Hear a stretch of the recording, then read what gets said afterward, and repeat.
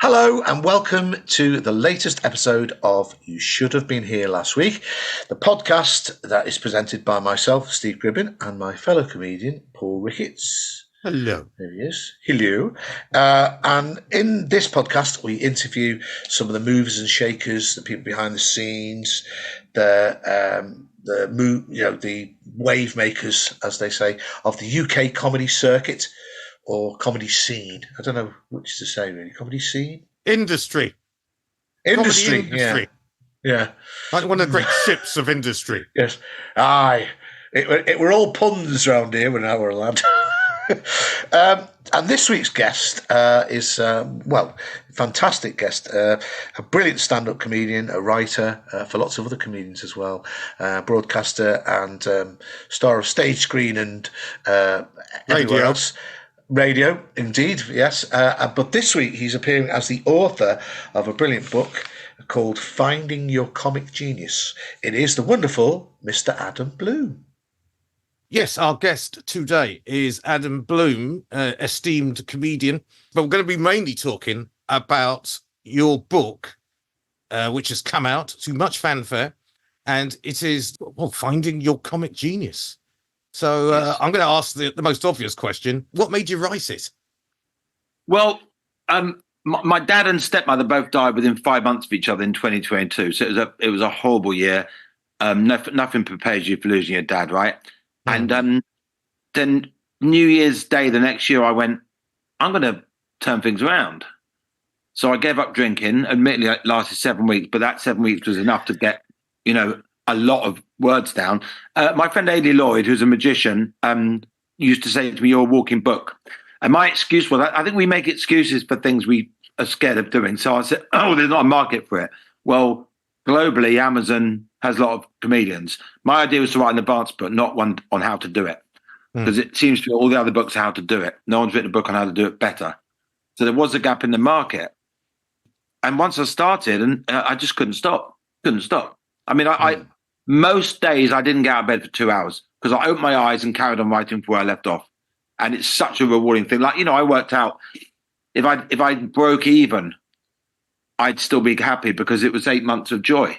Life's of enjoyment, isn't it? You can work really hard and not enjoy something and become rich at the end. And you realize you're giving half your life to become rich and not enjoy the journey, right? So, it's the journey. We all know it's the journey. If you have a laugh and a car journey to a gig, you do the gig, you drive back, you didn't make much money, but you had a really nice day. It's not all about how much money you make. It's about enjoying your life, of course. And there are very rich people who don't like their lives. And I feel sorry for them because what's the point of money if you're not enjoying spending it, right? It certainly comes across in the book that because the story you tell about the misdirected joke, when you were told when you were a child. This is the first joke that was it your dad told you? Yeah, I remember it vividly. And the thing that really stuck me was I screamed with laughter at the first actual joke I'd heard. To me, it was just a story. And then my dad went, "That's called the punchline." And I was like, wow, you can hit someone in the face with words. Words are powerful things, right? Yeah. Absolutely, yeah, exactly. I mean, and it comes across. I mean, your absolute love for the form of comedy is just woven throughout the whole book. Not only is it, it's interesting on a technical level, but you obviously. I love that bit where you say, and it happens to me sometimes as well, where you stood at the back of a room and you're watching someone who's at the top of the game, and you forget that you're a comedian, and suddenly you're wonderful. Like, just a fan. It's wonderful. I saw Harry Hill do 2 hours this time last year. And I didn't analyze a single word of it. I just was lost in the magic. Yeah. And he's the reason I became a comedian. So that was very special to me. But look, if the three of us watch each other, we'd spot something and go, "Oh, I see that trick." And there's nothing wrong with using good tricks. Nothing wrong with using good tricks. But, the real objective of for me is to come out with something original. Yeah. Exactly, yeah. I mean, I get the same feeling from watching. Rich Hall is one of my favourites, and I just forget that I'm watching him. I mentioned him probably more times than anyone. Second time I saw him, I went to say I was on a bill with him. Then I went to watch him on my night off, and he did this joke, and I just my brain was overloaded. I was like, this guy's amazing. But he was overloading my brain. And this thing, you have these laborious setups with a half laugh and then more information than a half laugh. It's like, there's a reason why some comedians are better than others, because they're cramming detail in all the way through. Yeah. So there's two questions based on the title of your book. One is, does everyone have a comic genius that they can even find? Well, when I say finding your comic genius, it's a hypothesis. What I'm saying is, if you have genius within you, you might not have the writing or performance techniques to bring it out. Yeah. So the reason I wrote the Rich Hall joke in a different order was to show how it would just be an okay idea if the information was in a different order. So you got this idea and you present it. I was writing with someone the other day, and they had this absolutely beautiful situation with their son. And I didn't laugh at the when I read their version, and I juggled it around, and then they said it again, just with a little tweak here and there, different word on the punchline. And I turned around to them and I said, this is a beautiful idea. And I said, all I've done is I've tightened a few nuts. It's all I've done. Yeah. And I said, this is still your idea. I've just said that word there is wrong. And that's all it takes. Like a mechanic, just change a little thing, change the oil, and everything's working again. I mean, you do cover that in the book as well, that that you yourself have enjoyed people coming up to you and saying, have you ever thought of doing this? Or because I mean, I love to. I actually like doing that to other people as well. If you can help somebody by just making a little suggestion. I mean, it has to be said that some people are more receptive to it than others. Sometimes you get the very ungracious, It's basically, I mean, if someone means well. What I do is I say, how long have you been doing that joke for? And if they go 4 years, I go, it's really good. And I leave it there. But if it's newish, I'll go, I was just thinking, have you thought of saying this? Because if it's been going for 4 years, it's successful. The chance are you don't want to change it. It's like, it shouldn't be set in stone. No joke should be set in stone. But it's harder to change something that you know and love for years. It's like putting a tattoo on your kid. Like, why don't you just tattoo my kid? Well, he look better with a mole. It's like, but the early stages of but the early stages of a line, we all know it can go through evolutionary stages. But I mean, when someone gives you a line, the hard part is deluding yourself that they didn't give it to you every time you perform it. You've got to still pretend it's yours. Then that massive laugh, you're like, I am a genius. No, you're not. I'll Spain. But isn't it, I find that interesting about, saying that there are things that you can do to a joke to improve it, obviously. But do you ever get those times, and it's happened to all comedians, I think, where you've got a joke which you think, oh, this is a great joke. And then after about 10 times of doing it, it just doesn't work. And then you have to put your arm around it and take it out the back and just, push it away. And sometimes that does happen, doesn't it? It's the strangest thing. No one has got an understanding of comedy enough to know why that happens. I mean, I had a joke about meeting God and talking about poo and why did he create poo? And the punchline, the first 4 times I did it, the room exploded, and as one did that, piss himself laughing. I was going, I've never had a punchline that in a like litmus paper just went boom, and it wasn't just a big laugh. It was that, and I was like, I've done something here.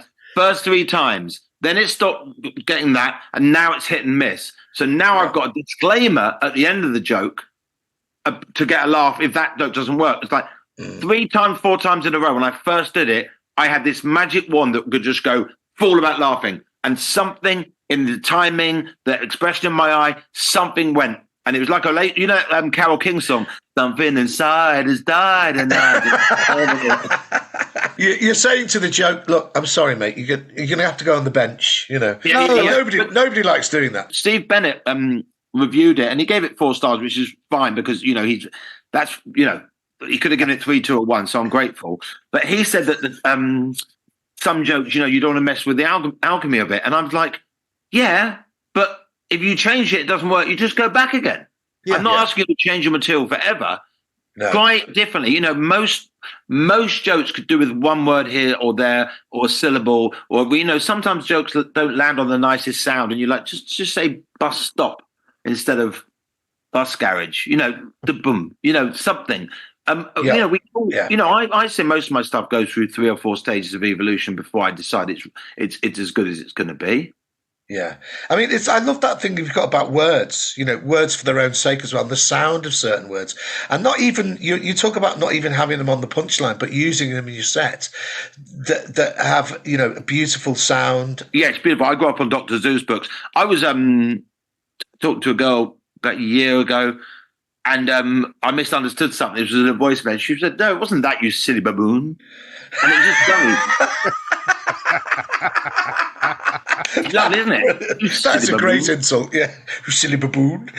But if it was you ignorant baboon, Yeah. the word silly sets up that you silly baboon. It's lovely. Silly baboon. Just lovely sound, you know. I mean, I give an example of Mitch Hedberg's show. You know, I used to do drugs. I still do drugs, but I used to too. Yeah. You know, what lovely sounds. What a punchline that ends in too. Yeah, because you did the version with "I used to" as well, and it just doesn't work. It doesn't sing, does it? It doesn't sing. Same idea. Same idea. I used to do drugs. I still do drugs, but I used to as well. Gone. And the reason we know how bad that is because we've seen the better version. But if you saw a comedian say, "I used to do drugs," I still do drugs, but I used to as well. You go, that's a really good joke. Playing on the fact used to doesn't necessarily mean you don't do it anymore. Used to in our vernacular means, in our language, means I don't do it anymore. But he's challenged that, hasn't he? And gone, no. I used to do drugs. I still do drugs, but I used to do. Right?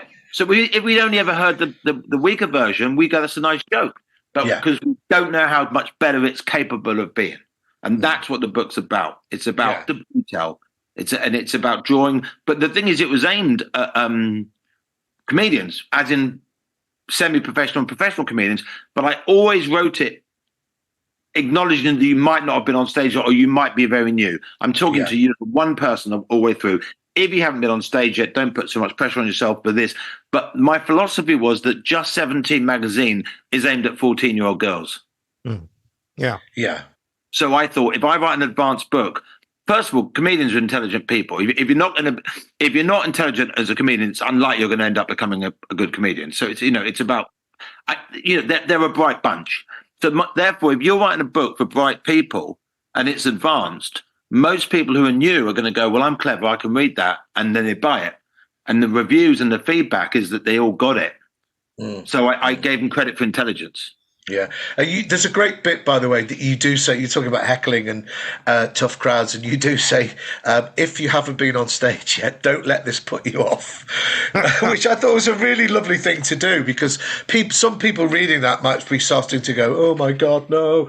I love that analogy that you said about that comedians think that 60% of heckles are malevolent, whereas you say it's the other way around. Yeah, well, I mean, I've seen American comedians crumble over here, because in the States you generally only get heckled when someone thinks you suck, you know. And I said to an American comedian, I said, over here they'll heckle you to see how you deal with it. They're chucking you a ball. Yeah, yeah. You know, people join, and I've seen someone go, I'll do the jokes, or and it's like, why can't they do the jokes too? I mean, you hit the nail on the head, because if you're going out, and I've seen it happen so many times, if you meet the heckle with aggression, then you're going to get more aggression back. But if you turn it back and don't be, I mean, it's easy to say and hard to do, because sometimes heckles can be annoying, but it's that thing of not thinking that the whole audience is out to get you. I certainly think that's changed. I think audiences now are a bit more. There's not so much aggression in the heckling. So when I first started, it was horrible. Well, my first gig, the other openers got booed off at my first gig. Oh my God! I think things are getting a bit worse again. I think since the pandemic, there is a lot more aggression in the room, and I also think that everyone's been watching these reels of comics interacting with the audience. Right. And the audience is now starting to think, wait a minute, this is what comedy is. Good point. Yeah. I think both, because Steve's saying back in the early 90s, or you started in the late 80s, right? I started in the mid 80s, actually. I got the worst heckled, pre-heckled. The lift going up to the old Comedy Store, you had to go in the lift with the strippers and the comedians and the audience. And someone leant over to me and they said, hey, mate, are you on tonight? And I went, yeah. And he goes, I bet you're fucking shit. It's only the third time I'd ever been on stage. I just went, ooh. What are the chances of a psychic being in the audience? Very true, because if you get gonged off. Maybe Paul is right. There is a bit more aggression around with unruliness seems to be a bit of a thing, doesn't it? In the audience is not knowing how to behave. But generic heckle put downs were bigger when I started. I remember someone who shall remain nameless turning up at the gig and going, what heckle put downs have been used so far tonight? Yeah. Where did you learn to whisper in a helicopter? I had a brilliant one, and I can't remember his name. The American guy used to play the tunnel all the time. And he said, instead of going, someone was screaming and goes, where did you learn to whisper? In an abattoir? Which was a lovely twist, like dark twist, and got a huge laugh because everyone thought he was going to say, in a helicopter. Well, no, wait, but you're assuming the whole audience knew the line. I think but with the reaction it got was huge. Like, Steve, I'm guessing the audience laughed because they had never heard it before and thought that Avatar was funny. Yeah, maybe. A whole audience don't know. How many people do you really think know the Where Did You Learn to Whisper? Steve, they're not all comedians. Yeah. And people are still doing it. People are still using that line. When the Flight of the Conchords started bubbling under, getting a bit of a cult following, they got used on an advert for Orange Phone or whatever, just the two, they'd seen them live, like the chemistry, and the comedian said to me, I think Orange overestimated their fame when they got that advert. I went, no, you overestimated their fame. Orange just thought those two unknown comedians would look good on our mainstream advert. Yeah, you're right. So just get out your bubble, Steve, your little comedy bubble. Probably think you're famous, don't you, Steve? You think you're a household name? Well, anyway, I came up and said I was shit, so I must be well known. Yeah, I must be well known. I wanted to talk though about the persona thing, because I think that's really interesting. About you put the deliberately style and persona as well, and including status, like 3 chapters close together, don't you? Yes. And to me, that's endlessly fascinating because. Do you think you've got a thing in the book where you say that audiences are, that whole thing about they're like a common mind, they work and they make an instantaneous judgment about you as soon as you walk on stage. So what you're saying is, you can consciously try and choose your persona. Do you think there's sometimes when you go on stage and they look at you and they make their minds up anyway? They can't completely make their mind up. So you can walk on stage looking a little bit sleazy or a little bit, whatever, like a smarmy, like a state agent when you walk on. But if you open your mouth and you say something really poignant and caring, they'll go, oh, that bloke who looks like an estate agent is actually caring. So, no, I think, also it's your responsibility. If you think you might look a bit smarmy, then make sure you don't dress smarmy to fight any stereotypes that they might have about you. My mum said to me, I used to wear all black. But can I just say, Steve's one of the people I looked up to when I started. So it feels wrong hearing you saying to me this about your book because, I learned from you. So there's a kind of... that's very nice. It doesn't... No, I met you at Manchester, the what's called the Buzz Club. I was with David Haddingham. But the point is that it's weird for me hearing you kind of, because I've learned from watching you, so it doesn't feel right you turn your book to this and that. But the fact of the matter is, you've enjoyed the book, and I appreciate that. But I really have, and also the thing is that the techniques that you've got in the book about trimming and stuff, they're really useful things to do. I actually did take stuff that you'd done, and on the other day I was just applying it to some new material that I was writing. Great.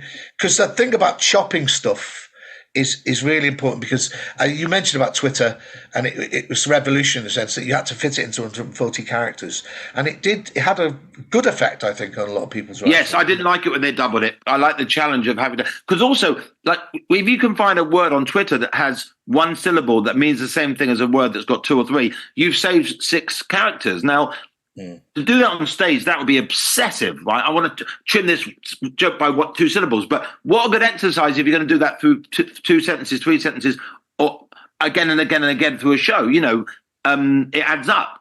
I'm not saying that I do obsessively try and trim a syllable off a joke, but it's certainly worth having that on your consciousness to think like tweets and go, what's the fewest word? I was watching Julian Dean the other day, and he just it was so succinct. Status, persona. When someone goes on stage and they're cruel, and they made it very clear from the beginning that they are nasty to people who've done nothing wrong. That sets that up very quickly that you have no empathy. Yeah. You know, you then try and tell a story about your wife giving birth and you've been loving the child. You know, if Jimmy Carr did that, we'd be waiting for him to drop the baby on the floor, wouldn't we? Absolutely, yeah, exactly. The other thing you mentioned about callbacks as well. I've got to tell you this story. You said about always be remembering to do the callbacks, and sometimes it can end in disaster. I once heard a great story about Terry Alderson where he said he's going to go on in the middle. It was in Southend in the theatre, and he said, "I'm going to go on and I'm going to say I hate blacks, and then I'm going to leave a pause and I go, they make shit camping equipment, right?" Which is it's a joke. Anyway, he came on, he went, "I hate blacks," and he forgot to say the second bit. And then when he came off in the dressing room, he's going, "Yeah, that was great. It went a bit funny about the 23rd minute." And everyone in the dressing room was just going, "You forgot to say camping equipment." And then he was like, "Oh, Jesus." He just did the setup. Yeah. So everyone thought he was a massive racist. How can you? For no reason at all. Yes. I don't know. You know, I love things like that. Neil Hamburger, I mentioned my favourite comedian. He's all about creating tension. You know, he walks on with a drink under his arm. It looked like he might drop it. And I loved a gig he did. He walked on stage. The music played. He walked on slowly. So by the time he got to the microphone, the audience had stopped clapping. So that's already awkward. And he went, "Any blacks in?" It's just, first of all, blacks as a noun is already wrong, isn't it? It's black people, blacks, it's very dated. And then he went, "How about Mexicans?" And he went through all the races that were nationalities, right? So then he did a really corny punchline. It was a deliberate dad's joke. But my point is that him saying "any blacks" as an opening line is the ultimate tension creator. Yeah. But Paul, have you seen him as a character comedian? Yes, yeah. Oh, right. Just to make this clear, this is not me condoning someone calling black people blacks. This is a character.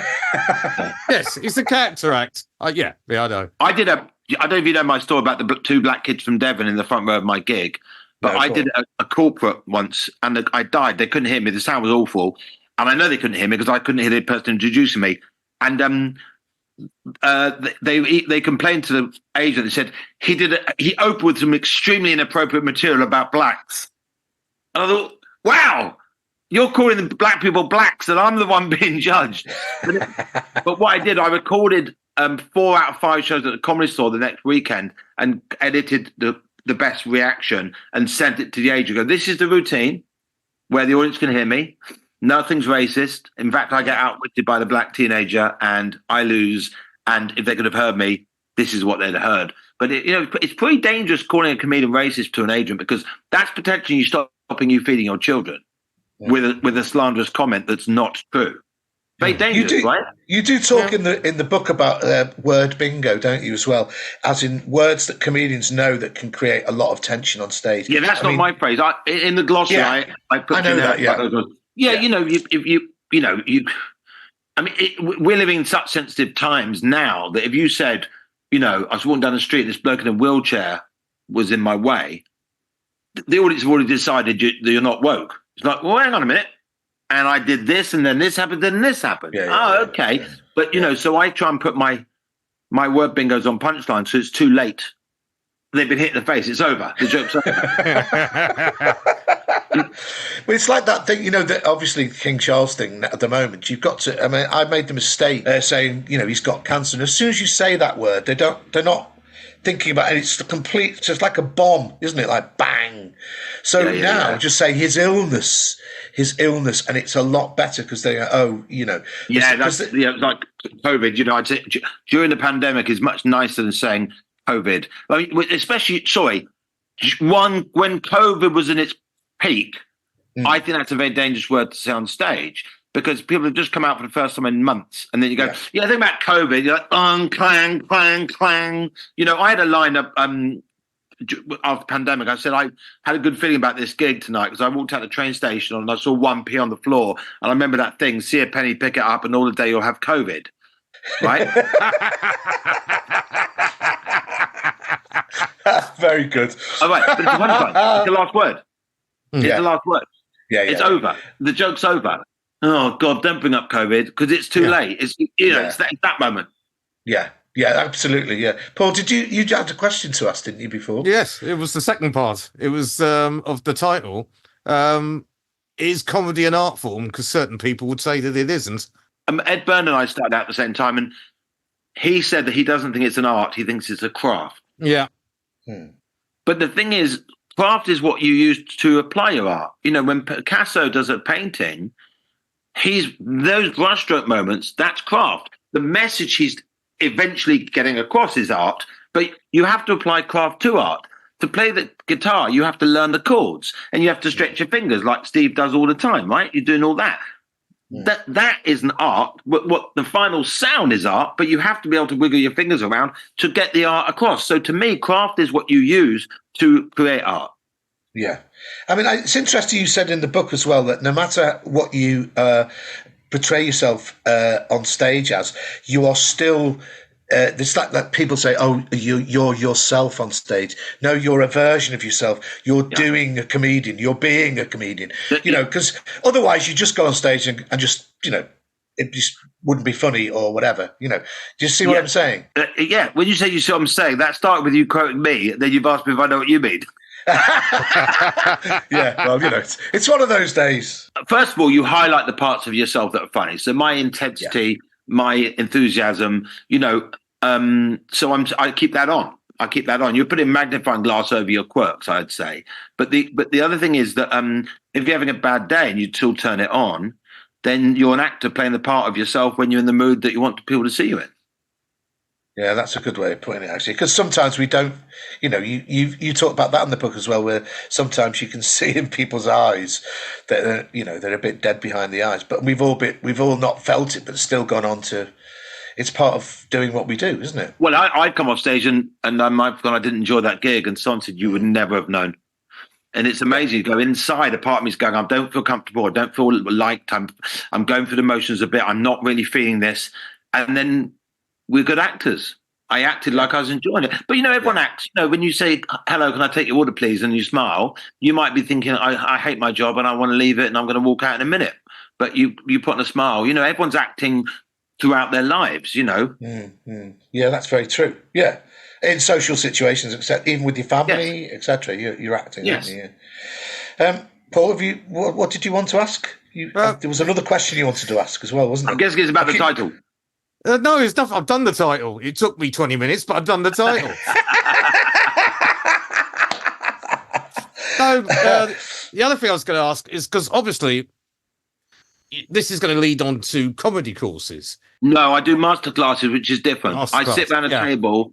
This was not my idea. I sit around a table. Do you know Sal Manello in Bath? Yeah, of course. Yeah, we know Sal. Yeah. He lovely guy. He said to me, do you want to come and do a masterclass in Bath? Yeah, and he came up with the idea. Then someone in Utrecht came up with the same idea and said, look, Sal, someone in Utrecht wants to do it. You know, you okay with that? Well, yeah, of course. I don't own a masterclass. But then someone in Leicester wanted to do one. I said, is that far enough away from you for you to feel that? So he said, yeah. Then someone in Cardiff wanted to do one. Now I'm doing a couple in Finland.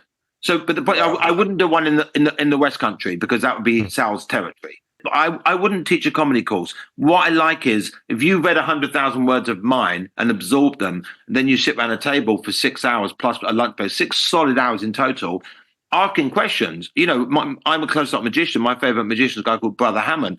I'd pay a fortune to be able to pick his brains. Not everything can get across in a book. You're going to have questions.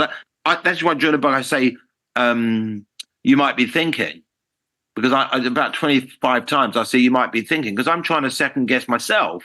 Because when a book says this, you go, yeah, but what if that? Well, what if that? And the book can't answer back. So a masterclass is great because it lets you ask any unanswered questions. And of course there will be them. I mean, the main chapters that come up are persona and boom mic moments. You remember boom mic moment when my metaphor when a boom mic appears in a film. Those are. I mean, lots of very, very new comedians do that all the time. You say a very funny thing in the book. I mean, Paul and I have talked about this before. Is when an act is quoting his very funny dad at length throughout his act, and you think to yourself, "Well, why didn't I pay money to see your dad?" I mean, lots of newer acts have got very, very funny mates, haven't they? I did a line once and Scott Capurro and Lewis Schaefer fell about laughing, and because they fell about laughing, the audience went with it because it was a small gig, and they went, okay, they found it funny, we'll go with it. But I did it at Top Secret at New Material Night, and it got silence, and I was struggling so badly afterwards that I did all old material to save myself because the whole audience of young people went, I can't believe you said that. I said, everyone's got some kind of slightly racist grandmother. No. Everyone's got like a grandmother who says slightly racist things. Well, that's nothing compared to what I'm about to say. That's the intro. No. That was a lie. But there's no joke. There is no joke. It's taking the piss out of comedy. Yeah. People say I've got this racist uncle, this homophobic cousin, and then they do the line their grandmother said. So they've covered it. I'm not saying it. They said it.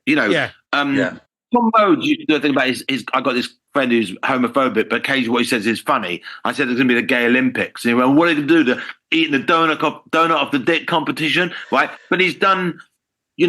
I didn't say this. My friend who I don't agree with says it, but then says it, right? Yeah. And Tom's a great comedian, but he's basically gone, I'm not going to say this homophobic comment, but my friend did, and I'm going to share it with you, right? Mm-hmm. And he did say, and it's occasionally funny. So he is admitting that he liked it, but he's still saying, I wouldn't say that. He said it, right? So I went, my grandmother, everyone's got a grandmother that occasionally says slightly racist things. Well, that's nothing compared to what I'm about to say, right? There is no joke that follows that.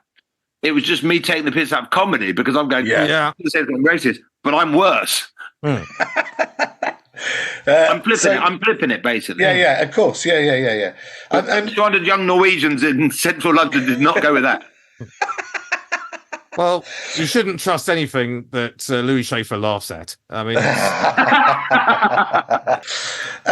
we've got very little left. I just want to talk quickly about one of the best things that comes across in the book is that, and it's worth remembering, every comedian remembering, is that you're on stage to make the most of every single second that you're on stage, from how you approach the stage to how you stand there to the first thing that you say, and to always be present in the moment and not to switch off.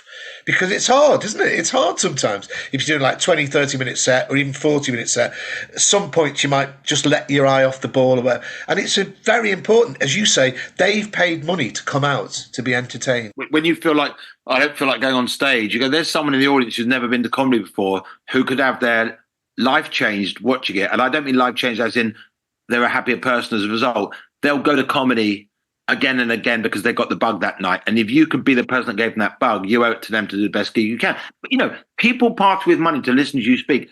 You think of the collective amount of money that's spent, and that's not just the tickets, that's the babysitters, that's the train fare, right? A lot of money's been parted with to hear you speak.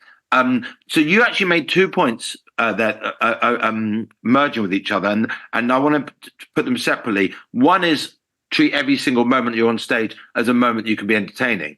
Like a setup, little nice turn of phrase in the setup. Yeah. And the other one is be present when you deliver it, right? And they're 2 points, right? Because you're going to make every moment funny, but not be present.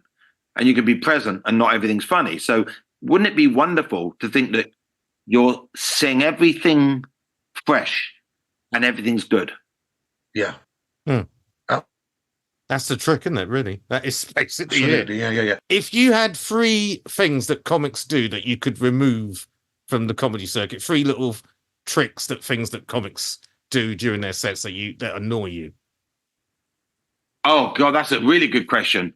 I would say reminding the audience at the end of a story that you've told that story the night before. Oh. Yeah. I see no benefit from that. I refer to things as jokes in a nerdy way, talking about what I'm doing, but I would never refer to a line in a story as a joke or a rant as a joke. And that's thanks to Simon Munnery 20 years ago, who said you're pushing them away. Someone said a lovely story. My mum came in and she told me this and I did this. And you go, what I like about that joke? It's not a joke. Mm. That's a sentence in a story. It's not a joke. It's a joke to you because you wrote it. It's a sentence in a story. And when you finish that story, and so I told that story in Birmingham the other day, and someone said this. Now, not only is the sentence in the story a joke, the whole story is material. Yes, they know it's material. Just don't remind them. I slept with a girl once, and she said to me and whispered in my ear, "This is my ex-boyfriend's favorite position." She actually said that. And the third one, I think when an audience are being told they're not a good audience rather than the comedian doing something about it. Yeah. Yeah.